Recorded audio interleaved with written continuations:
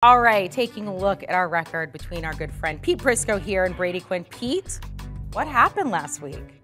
It was 4-8-2. Oh, that's right, because I doubled up. It's my best bet loss too. That's garbage. Yeah. How are you gonna bounce back? I thought I was doing well last week, Look and then I went down. Look at Brady and Quinn over there. Hey, it's a long season, Brady. It's a long season. Last week you weren't like that. What did he just score, like a touchdown or something? I don't know what he's doing. I don't know. I don't even know if we probably can has his mic. Oh, there you go. Camera, I didn't realize I was like on camera there. My bad. In his house over there, he probably has like a big touchdown Jesus over there, and he just like looks at it all the time when he's in there. Brady, congrats. Congrats on last week. Would you like to thank the little people or something? No, as Pete said, it's a long season, and this has been a very unpredictable season. And I don't know how Pete feels about this week. This was not an easy week for picks. I think you can make a case on a number of games could go any which way, especially when you've got one of our games kicking off in a country we've never played in before, in Munich, in Germany. So we'll see how that one goes. But so far, I'm just trying to get a little bit ahead of Pete, just every week, just a little bit better than Pete. You were behind me last week, and now you're ahead of me. I mean, it's 1 week. It turned around. We had a turnaround. We'll see if you can. I took the dartboard out this week. Took the dart, made a pick. Made another pick. That's how I picked my games this week. I was so I took bad. The quarterback scales for Pete and I, and that's how I ended up just dominating Pete last week. So. Well, you are a better quarterback than me. So if I pulled the scales out, it would be like this. Here's Brady. Here's me.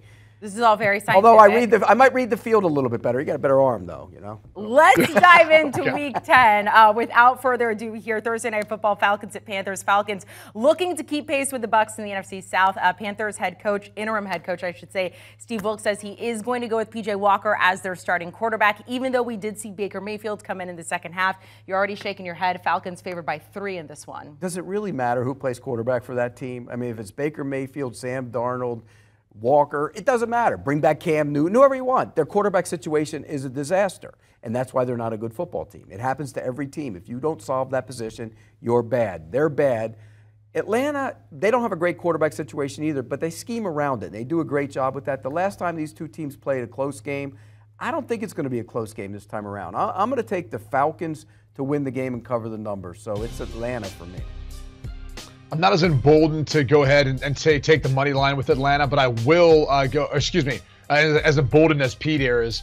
But I'm going to lay the 3 points. I don't feel great about this pick. I'll be honest with you. I feel better about the over-under and taking the over in this one, just because that number to me is a little bit low for a team. The Carolina Panthers gave up a lot of points last week. Even though they do struggle to score, the Atlanta Falcons defense struggles to be able to stop opponents. The one thing you can bet on in this game is I think you're going to be able to see Atlanta run the football. They've consistently done that all year, even though Carolina is one of the better defenses. They haven't looked that way of late. I think they're getting worn down from that quarterback scenario that Pete just touched on with the Carolina Panthers. It doesn't matter who's in behind center. It's an uphill battle, whether we're talking about from the lack of weapons on the outside now or just looking at overall the lack of any sort of sync, and probably people thinking about right now what's going to happen after this year, given you got an interim head coach. So I'll lay the 3 points with the Atlanta Falcons. They play in tight games versus better opponents like they did last week versus the Los Angeles Chargers. I think they'll take care of business in this one. Make sure that all those players have their chin straps buckled. They can't take their helmets off on the field. That might help the Panthers this time around. Every team in this division is below 500. What are the chances whoever wins it is above 500? Tampa Bay will be. Barely? Barely.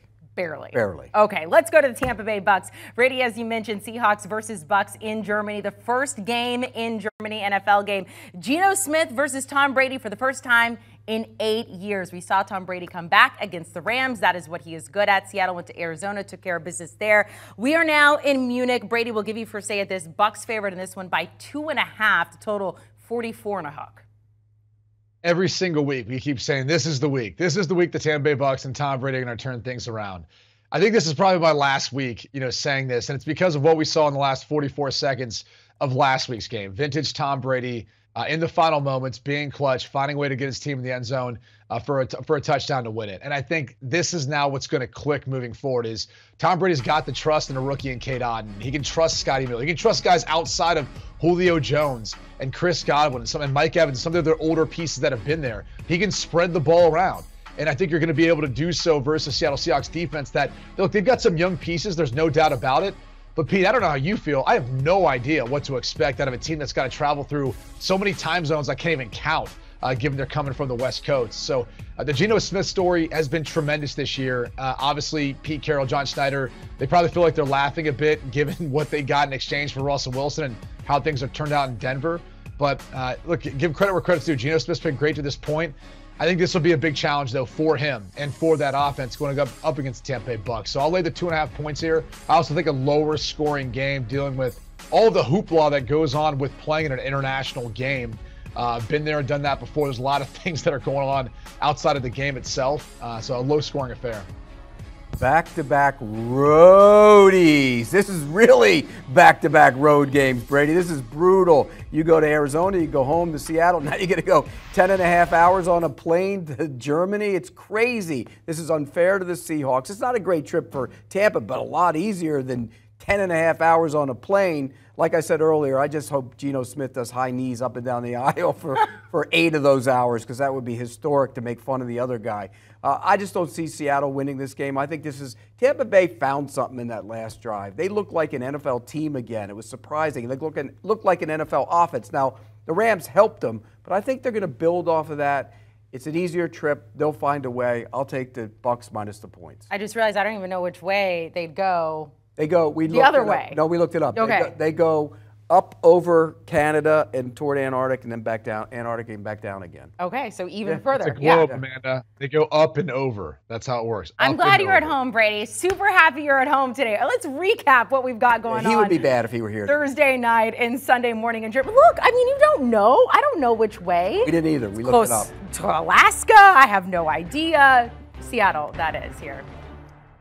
Only 300 more miles, according to producer Jack, for the Seahawks. By the way, kickoff for that game, as you look here, both laying the points with the favorites here. Kickoff 9:30 a.m. Eastern on Sunday, 6:30 a.m. Pacific time. Welcome back into CBS Sports HQ, getting you picks for Week 10 in the NFL, taking a look at your 1 p.m. slate on CBS, including Jags coming off a big win for them over the Raiders, snapping a 5-game losing streak. A tall task, though, in Kansas City. Texans at Giants. Texans could be getting some players back for this game, and down in Miami. Dolphins' offense is rolling. Their defense, though, leaving a lot to be desired. Welcome back in. Brady, Quinn, Pete Prisco here, giving you picks for Week 10. Browns at Dolphins. Tyreek Hill saying, look, this Dolphins offense is so good. I feel like a kid in a candy store. Most receiving yards by a player through his first 9 games with the team. The Browns defense will try to stop that, but the Dolphins defense, not so hot. Well, the Dolphins defense is terrible, but the Browns defense is also pretty darn bad. So this should be a high-scoring game. There should be a lot of points scored. But I don't see the Browns stopping Tua in that offense. And, you know, when we did, I think it was Week 1, Brady made a crack about how Tua could be the next Dan Fouts, and I kind of laughed at him. The way Tua's playing, maybe it's not so far-fetched. He's playing great football. I was wrong about him. I've said it many a time. Brady, he's as good as Dan Fouts. I mean, don't get carried away. But he's playing great football. I got to give him credit for it. He's throwing on time. He's throwing with anticipation, and those receivers are outstanding. But again, their defense is awful. They can't stop anybody. Justin Fields ran around them and threw them and did everything he wanted to do last week. I think this is going to be a Nick Chubb game, big game for him, but Miami will find a way in the end with that passing game to win it and cover the number. Pete, I'm on the other side of this one in part because of the rushing attack you talked about with Nick Chubb. And just go ahead and ask. No, it has nothing to do with that. Look, they got 2 weeks to prepare. They're coming off a bye. Go ask Derrick Henry who he thinks the best running back in the league. He'll say Nick Chubb. I think this is going to be a tough offense for the Dolphins to stop. They've struggled against the run and in general stopping opponents this year. You witnessed that last week. I think on the other side, look, the Browns defense has been tough. And I do think Tyreek Hill and Jalen Waddle are going to have their plays in this offense. But I also think at some point we're going to start to see this thing slow down. It's been red hot so far. They've been phenomenal with Tua. I just think eventually someone's going to start to get their number. I do wonder if they're going to be able to stop the pass rush of the Cleveland Browns. I think Myles Garrett's going to be a tough matchup for them. So I'll go ahead and I'll take the 4 points here and the Browns with a little extra time to prepare for this one. Let's go to Jags at Chiefs. Chiefs winning in overtime. Against the Titans on Sunday. Jags getting their 3rd win of the season. It was a good win for them, a comeback win. Doug Peterson, look, he would like to limit Travis Etienne a little bit, had 28 carries in that last game. Chiefs favored by 9.5 at home. What do you think? Look, Jacksonville's big and physical up front, much like Tennessee on defense, and we saw what they did to Patrick Mahomes. I mean, he threw for 440 yards, but he had to do it in little bits and pieces, and it wasn't the same chunk plays. I think that's what Jacksonville's going to do. Offensively, Trevor Lawrence came alive last week. He was actually really, really good, completed 80% of his passes. I think they hang around in this game. You know, they haven't been blown out. Most of their games come down to the final possession. If you're going to give me 9.5 points, I'm going to take it. I'll take Jacksonville plus the points. Yeah, look, I think you're a sucker if you didn't take that spread last week at Tennessee versus the Kansas City Chiefs. Just knowing how those two teams have matched up, even their history. This one's different for me, though, okay? As physical as you want to say the Jacksonville Jaguars are, look, their 17-point comeback victory to beat the Las Vegas Raiders at home, it's not going to be quite the same animal taking on the Kansas City Chiefs. This is one where, to me, this number is justified. I don't have any confidence or faith in the consistency of the Jacksonville Jaguars. I don't know how you could based on what you've seen from them this season. Look, Etienne will be able to have his plays in this game and make an impact. But I do believe the Kansas City Chiefs will be able to roll the Jacksonville Jaguars and make enough big plays downfield. It's just not quite the same setup as what we saw from the Tennessee Titans in a primetime game. So I'm laying the 9.5 points, and I also like the over. I think the Chiefs put up a big number here. By the way, sorry to interrupt you, but that's the same Raiders team that lost 30-29 to the Chiefs, in case he's wondering. 30-29. Divisional matchup. Huh? Pretty close game. Divisional matchup. Do we want to go through the Jacksonville Jaguars schedule and show all the games, all the times they've lost? They've blown a lead in every single game. Yeah, all those 5 losses coming by 1 score or less. Every single game. They game. didn't blow a lead last week. No, they did. They took but care of it. every game they've lost, they blew a lead. Everyone. Let's head to Texans at Giants here. Texans should be getting Brandon Cooks and Nico Collins potentially back for this game here. Giants coming off a bye, so they can sort things out after their loss to the Seahawks, though. I'm wondering, safety Xavier Collins, he's not going to be here because during that bye week, he went down to Cabo, rode an ATV, hurt his hand. He's going to be out for a couple weeks in this one. They are favored by 6.5 in this game, though. Yeah, usually those teams that go to Cabo are already done. I send them to Cabo, the ones they're done, you're finished, go to Cabo, go to the Bahamas, you're finished in December. This team isn't done, and that would irritate me if I was on that team. You go to Cabo during a bye week and hurt yourself? Come on, McKinney, that's crazy. You should not have done that.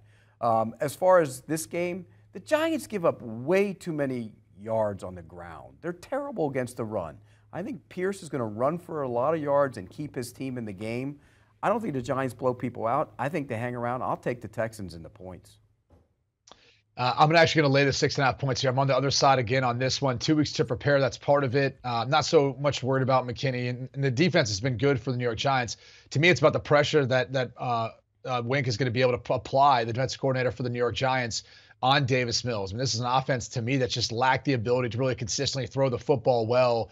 Dameon Pierce has been the bright spot that Pete just touched on, but this is a number that I think it's not quite big enough where it scares me off from laying the points here and the New York Giants. So I think the Giants win easily, and this is also a game that goes over that under that's sitting right now, at least just right under 40.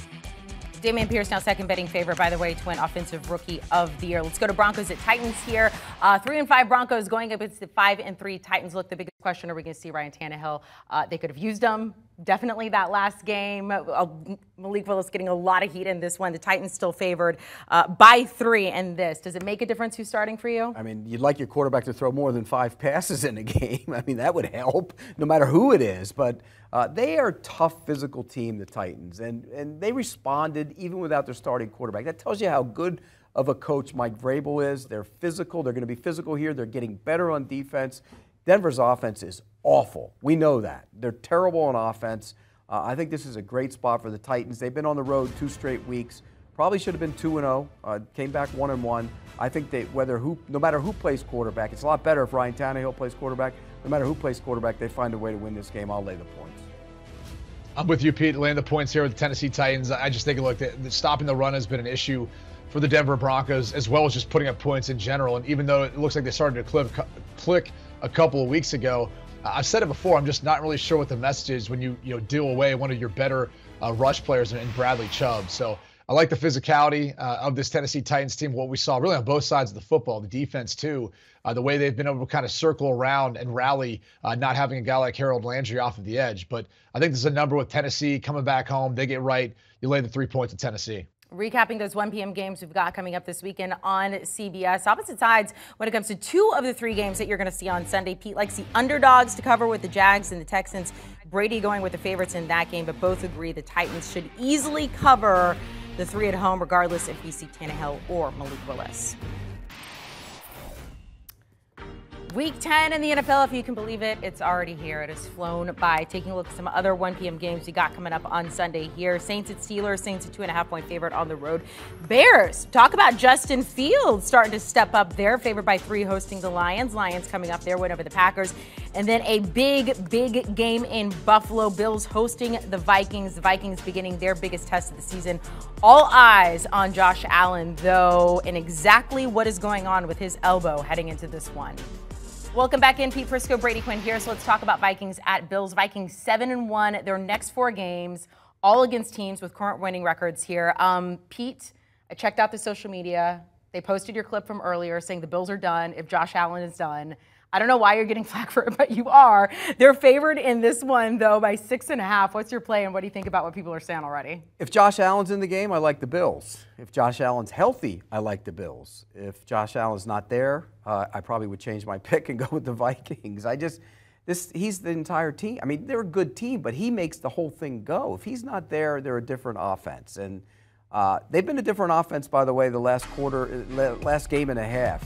You know, they looked explosive again the first half against Green Bay, kind of throttled back, and they haven't got it back going again. They were bad last week. You talk all you want about his elbow. I think his eyes had some problems at times, too. He got fooled. You know, Sauce Gardner fooled him on a play.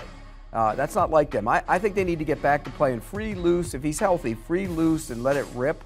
If that's the case, if he's healthy and he can do that, they win this game going away. Remember, I tried to have an argument with Rick Spielman on Sunday. I tried to say this was a big game, and he was trying to say it wasn't a big game. And he says it's not a division game, it's not a big game. Okay. And I'm like, you're wrong. This is a big game. It's a big game for the Vikings, a big game for the Bills. It's the biggest game of the week.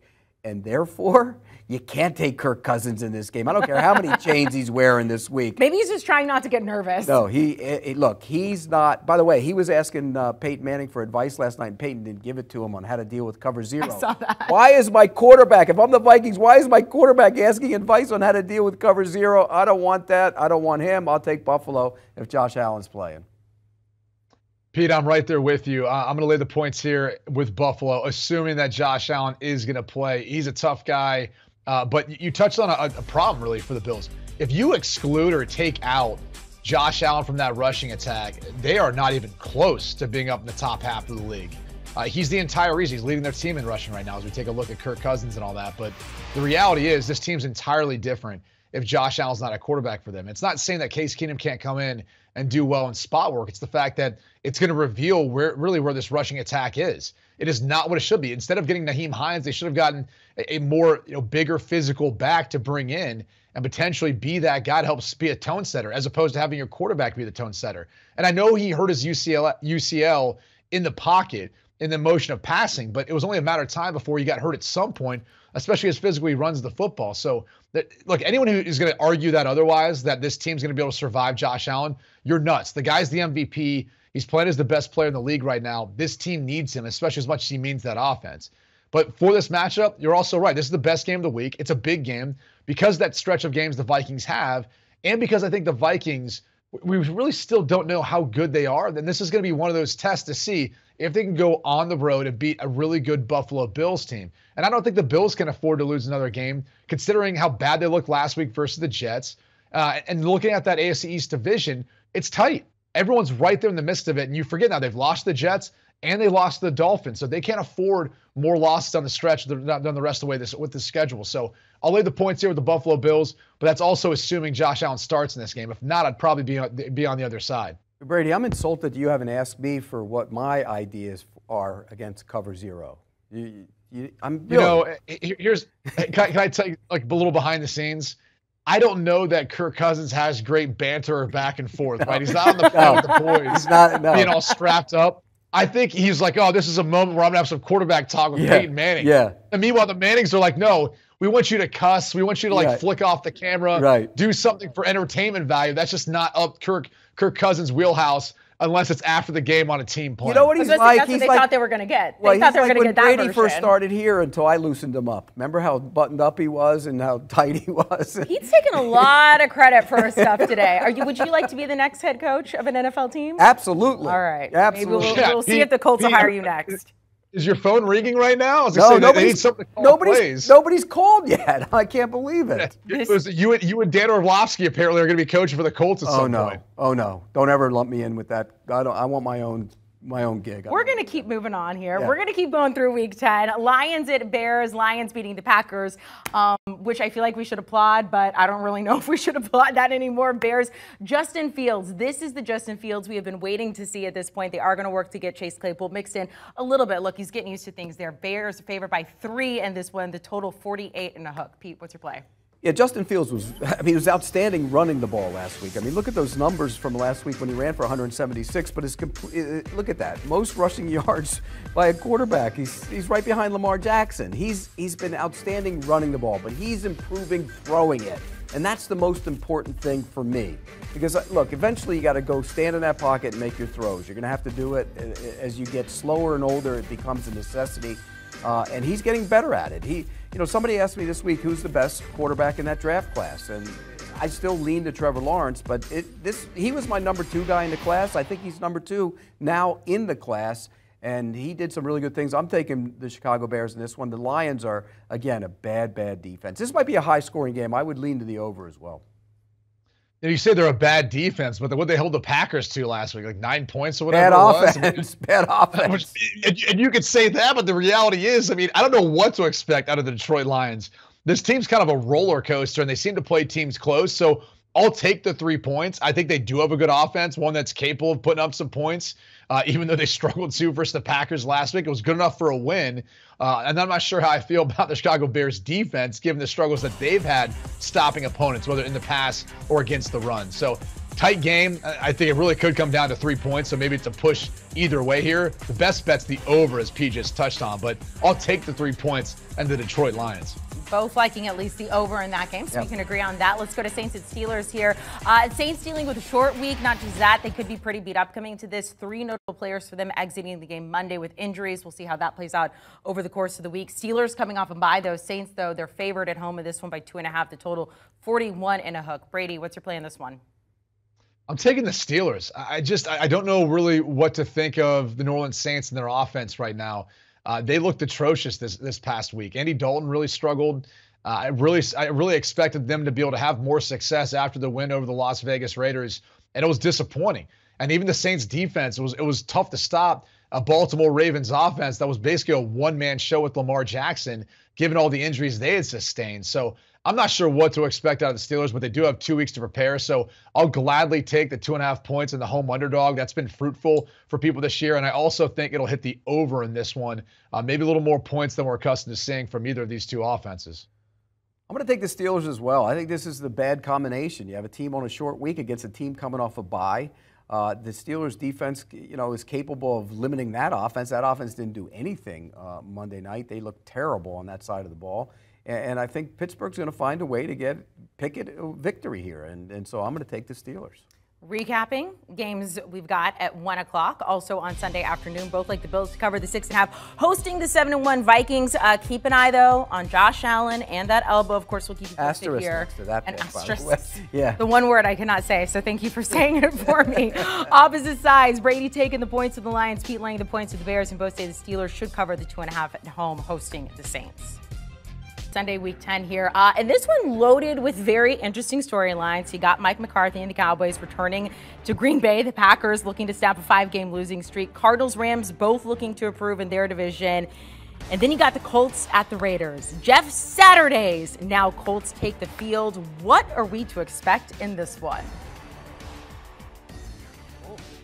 So Jeff Saturday, 2 weeks ago, the Raiders shutout loss to the Saints, tweeted this: Raiders look horrible. He was not a coach at the time. He had never coached before in the NFL or college level, still hasn't done that, and took some shots at the Raiders. And now he'll be facing the Raiders on Sunday. I don't know if they put that sign up in their locker room. Brady, would you do that? Would you have that sign in the locker room if you're playing them? I don't know. Who cares? I mean, honestly, there's there's probably plenty of bulletin board material out there you can look at. Neither of these teams have been good. I mean, I'm not sure you're at to the point where you're even looking at bulletin board material, because they need to be studying film and studying their playbook to get better. I mean, that's the bottom line between these two teams.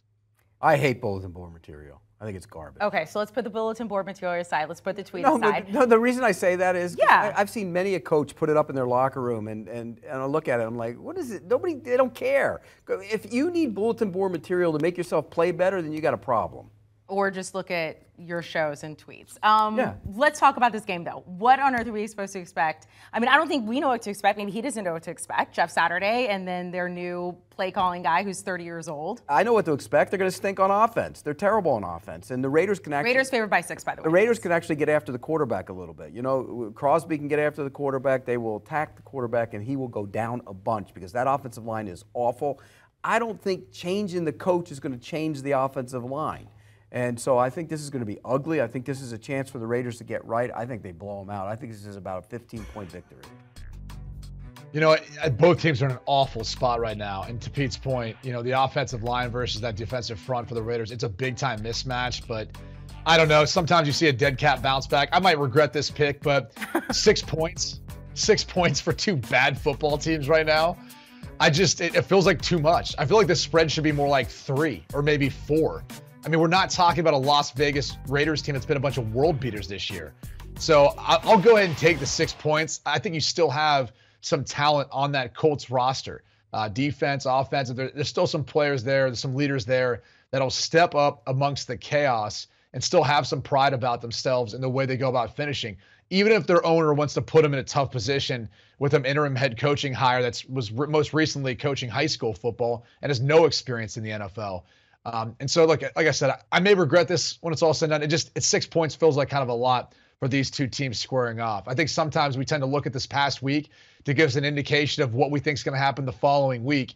And given how bad the Colts looked, we're all kind of over-exaggerating what this line should be. So I'll take the 6 points of the Colts here. I can make a promise, 100% certainty. Okay. Jeff Saturday will not be a worse NFL head coach than Urban Meyer was. How about that? Will not be. I don't know how many people are going to argue with you. Brady, let me ask you this from a player's perspective. Brady can't. I'm not going to ask Brady that. I don't know what one has to do with the other. Like, it just seems like Jeff Saturday is just getting abused. Coaching football, if you're the head coach and you have good people around you, it's not that complicated. You're a leader of men, and you let the coaches coach. But hold on for a second. Like, this is the problem with this hire. Is you've got a coach that's been to 2 Super Bowls and John Fox on that staff. Why not him? You have Gus Bradley, who's been a head coach before, who I know you know very well. This is a position where it's just for the rest of the season. And the fact that you would go to a guy who hasn't been inside those meetings, a part of this organization for the entirety of the season, has been an analyst at ESPN, it's disrespectful in some ways to all the guys that you've played for, the coach, people you've been around. And it's like, it's just probably a spot where you say, is this really having the best interest of the team, the players in that locker room in mind? It doesn't. It's weird. So, it's weird. There's no question it's weird. But it's weird. If you wanted to hire Jeff Saturday, if you wanted to hire him after the season, then that's fine. Like, go through the interview process, go look at all the candidates, hire him then. Not right now. By the time he gets his feet sunken in this team, you're going to have 4 games left. The season's basically going to be over after about a month. From that standpoint, I get it. But as far as him being in over his head, come on, that's ridiculous. Look, they said the same things about John Lynch when he got the job as a general manager of the 49ers coming out of the TV booth. Same exact things. They're not even comparable. John Lynch got hired in the offseason. Kyle Shanahan called him to pick him. He'd never been in the scouting department, though. Yeah, you surround yourself with good people when you have time to do it. That's fine. You can succeed. The reality is, he doesn't have time to do that. I get it from an interim standpoint right now. I get it. I'll tell you what, from a TV perspective, though, a lot more people are going to be watching this game than would have had he not been fired and Jeff Saturday been hired there. Aaron Rodgers throwing 3 interceptions against the Lions. Packers have now lost 5 in a row. Brady, Cowboys are favored by 5 on the road in this one. I was talking to Pete earlier. He said, I am pulling out my shovel. I am burying the Packers. Aaron Rodgers is not necessarily in that mix. What's your best play in this game? Can't do it. Won't do it. And that's betting against Aaron Rodgers, the Green Bay Packers at home. I'm sorry. Call me a fool for wanting to hold out for one more week for this thing to come together, or at least this offense to show something. And look, I know it's a bad matchup. I know. The Packers can't stop the run. The Cowboys can run the football. That defensive front for the Cowboys should be able to get after Aaron Rodgers, and they should be able to cover what is a non-existent passing game on the outside. I know. I get it. But the problem is history tells me something different, and I want to give it one last shot. So I'm going to take the 5 points, the home underdog. It's been a trend all year. Home underdogs have won more than 50% of the time. And also Aaron Rodgers. At some point, he's going to have one of those games that reminds you he is Aaron Rodgers. And maybe this is that game, and maybe it's not. But either way, I'm taking the 5 points. You think they win the game? I don't need to make that pick right now, Pete. The way you're talking, you think they're going to win the game. The way you're talking, he's selling his pick, though. Yeah, the way you're talking, you think they're going to win the game. I don't think they're going to win the game. I don't think they're going to be competitive. I mean, you look at this team, it's a shell of itself. Guys are falling by the wayside. You saw Rashawn Gary, their best pass rusher, out for the year. Aaron Jones was in a boot. Romeo Doubs was in a boot. I mean, Eric Stokes was in a boot. They had a lot of boots in Green Bay this week. So they're so banged up. And I'm with you. Normally, I would sit here and say, this is a Rodgers game. You know how I think this team, I picked them to go to the Super Bowl. I'm way off base on that one. But I think they're done. I think they're finished for this year. And I think Dallas will go up there, run it some more, and they won't stop them. So I'll take Dallas minus the points. Let's go to the Cardinals at Rams here. 2 bottom teams in the NFC West. Cardinals losing to the Seahawks. Look, something is just kind of off with this team. Rams, meanwhile, look, we haven't seen a team not make the postseason after winning the Super Bowl since 2015, 2016. They're on somewhat of that trajectory right now here. They are favored by 3 at home in this game, though. Super Bowl hangover in a big way. I mean, look, they sold their soul. They got a Super Bowl, but that's what happens. Your roster gets depleted. You don't have the same depth that you've normally had. It shows up on the offensive line. Poor Matt Stafford. Every single time he puts his foot in the ground, he looks like he's lowering his eyes to see who's going to blast them. They stink on the offensive line. It's a bad group.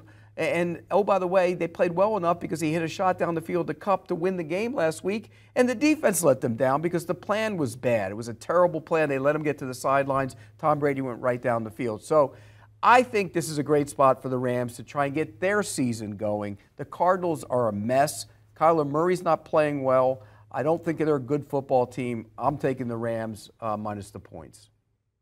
This is probably another game that I'm going to regret it, but at that 3-point mark, really wasn't sure which way to go, but I took the 3 points earlier with another divisional matchup between Detroit and Chicago, and I'm going to take the 3 points in the Arizona Cardinals here. I'm not sure how far apart these two teams are. Pete talked about some of the issues that the Rams have, and yes, the Cardinals have issues as well, but if I'm betting on a quarterback who's playing better regardless of how bad Kyler Murray's looked, to me, he's still been better than Matt Stafford this year, and you still have the ability for Kyler Murray to create and do some things with his legs. So I'll take the 3 points. This should be a close game, even though the Cardinals obviously are on the road in this case. You never really feel like the Rams have that great of a home field advantage. So I'll take the 3 points to the Cardinals. Very interesting block between you two, recapping their picks here. Pete, you were going with all of the favorites, laying the points there. Brady is on the complete opposite side, taking the points with all of the underdogs, including the Colts with Jeff Saturday and his last shot, although he says that this week. We'll see what happens. He took some bad teams, man.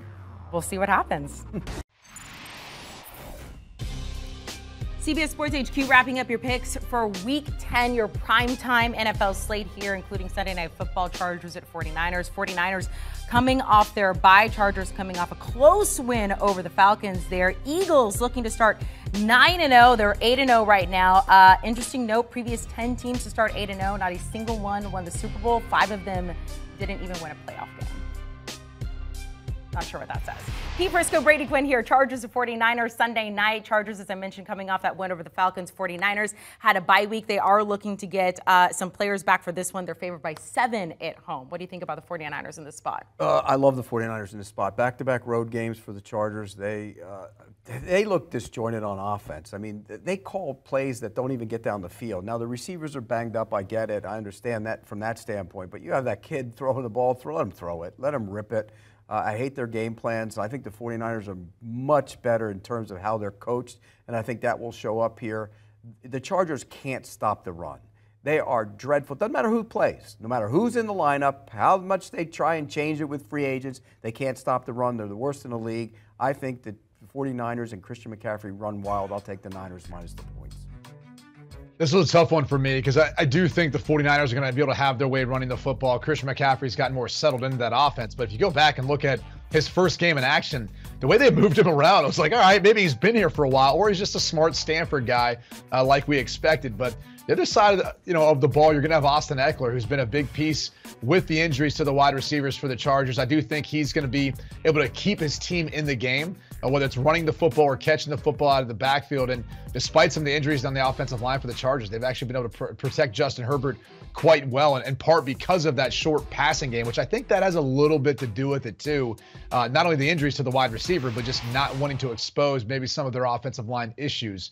Regardless, 7 points for two teams that I think are both on their way to the playoffs. I think the 49ers have a great chance of moving forward and winning the NFC West. And for the Chargers, after what we thought was going to be a much more competitive AFC West, they're that team outside of the Chiefs that I think is starting to get it together. They found a way of winning last week versus Atlanta. I'm not saying they win this one, but I think they keep this one within the number this week. Both second right now in their division, 7th in their respective conferences. All right, Commanders at Eagles. Monday night, Eagles looking to stay undefeated. They are favored by 11. Pete, they'd like to go 9-0. How are the Commanders going to try to ruin that? Well, they could run the ball. There's another team that has problems stopping the run. Everybody talks about how flawless the Eagles are. No, they're not. They can't stop the run either. And I think the Commanders will be able to run the ball. It's a divisional game. It's a big number. They'll control the clock a little bit. And I just don't think the Eagles are as flawless as everybody makes them out to be. Yeah, they're undefeated. I don't think they're going to finish undefeated. They're not going to lose this game. But you give me an 11 in a division game, I'm going to take it. I'll take the Commanders plus the points. I'm on the other side of this one. It's a big number. I usually hate laying this many points, but it's kind of there for a reason. Look, the Eagles have been on a roll of late. I think that defense is going to have a hard time stopping the scheme, the talent and speed of what the Eagles are presenting. And yeah, Pete touches on a good point about the rushing attack of the Eagles. But the only thing I don't really know if that's so real is because of how much the Eagles have gotten up in games where they've kind of played softer boxes, more prevent coverage, essentially because they're playing with a lead. And it's allowed more of those bigger gashes, bigger runs. So that maybe plays a factor into it. But either way, divisional game, again, hate laying all these points. But for the Eagles at home in a primetime spot, I'll go ahead and do it for this one. Yeah, all those runs that Pierce had last week in the first and second quarter, those came when the game was out of hand, too. They can't stop the run, Brady. Pete, that's one game. I love how you usually like to use a small sample size to make your case. But if you actually look over against the run. If you're behind, why are you running the ball? They scored more points than any team in the second quarter. I get it, but why are you running the ball if you're behind? If you talk about how they're getting ahead of teams, if you're 10, not a 2-minute road the entire second half, Pete. No, they're running the ball because they're getting abused up front. That's why teams are running the ball on them. Yeah, that defensive front gets abused up front. You're right. Well, Jordan Davis isn't there, so they're getting pushed around a little bit. Did you see Brady's Italian heritage come in there? Pete, he's like, why don't you pay attention? He did. He gave me this. He gave me a little of that. Recapping primetime picks with Brady and Pete here. Brady, Quinn. Look, you guys are still on opposite sides. Pete, maybe you're going to make a huge comeback this week. What do you think? What, you went 4-8 last week? Yeah, what, you're rubbing my head. I'm not rubbing your face. I am stating facts. Bad enough I got to take it from Brady. I'm giving you an opportunity to say how well you I'm going to have a great week this week. I feel it. Okay, let's get your best bets. Brady, you actually had the better record last week, so why don't we start with you? I'm going to start off with a bet that a little birdie told me that maybe there's some familiarity with this best bet. I'm laying the 2.5 points with the Tampa Bay Bucks in Germany. Yes, that's right. It's just a feeling that the Bucks are getting this all together. And I've actually got some high hopes for this pick because my best bets haven't been great. And when I submitted this, I was told right before the show that someone else has this as their best bet. Is this true, Pete? It is true. You can't have my best bet. You know what happens. You and JLC had the best. You and JLC had the best bet, the same best bet 2 weeks ago, and it was rotten. We can't have the same best bet. So let me change mine. I'm going to change mine. Okay. Ready? Okay, go change yours. I'm going to take the Commanders plus the 11. How about that? I'm going to take the Commanders plus the 11 as my best bet. I don't want the same best bet as you. I think you're going to win your best bet, but I'm going to go opposite, something different so we have something to talk about. We don't want the same best bet. They count double. In our picks, they count double, so I want Commanders plus the points. All right. Pete, going with the Commanders plus 11. Brady likes it. You're not going to agree with him. You think Brady's going to win his, taking the Bucks minus 2.5 here. I do think, and he probably thinks I'm going to win mine, even though he picked the Eagles. I could tell he was a little troubled by his pick. We're going to see what happens next week. You guys enjoy Week 10. Pete Prisco, Brady Quinn. I'm Amanda Garrett. We'll see you soon. Do you want a sports network that delivers everything that matters about the game? The highlights, the picks, the instant analysis, no yelling, no fake debates, no politics. Hit the subscribe button and never miss a moment.